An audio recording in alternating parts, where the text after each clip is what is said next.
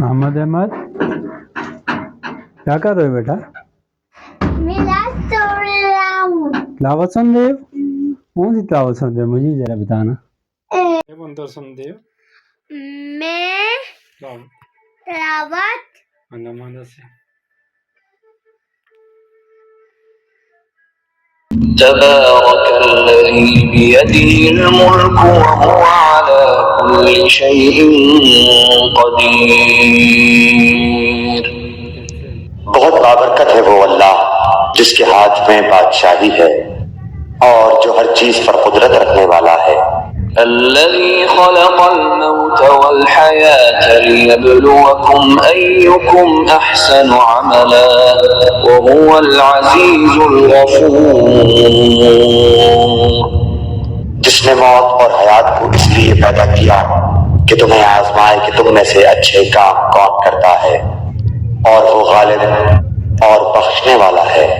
الذي خلق 7 سماوات طباقا ما ترى في خلق الرحمن من تفاوت فارجع البصر هل ترى من فطور۔ جس نے 7 آسمان اوپر تلے بنائے تو اے دیکھنے والے اللہ رحمان کی پیدائش میں کوئی بے ضابطگی نہ دیکھے گا۔ دوبارہ نظریں ڈال کر دیکھ لے، کیا کوئی شگاف بھی نظر آ رہا ہے؟ ثم ارجع البصر كرتين ينقلب إليك البصر خاسئا وهو حسير۔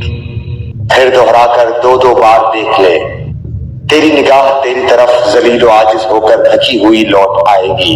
وَلَقَدْ زَيَّنَّا السَّمَاءَ الدُّنْيَا بِمَصَابِيحَ وَجَعَلْنَاهَا رُجُومًا لِلشَّيَاطِينِ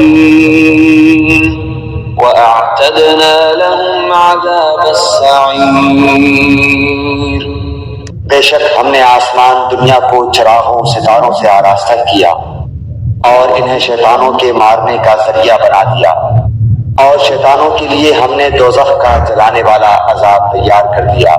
وَلِلَّذِينَ كَفَرُوا بِرَبِّهِمْ عَذَابُ جَهَنَّمَ وَبِئْسَ الْمَصِيرُ۔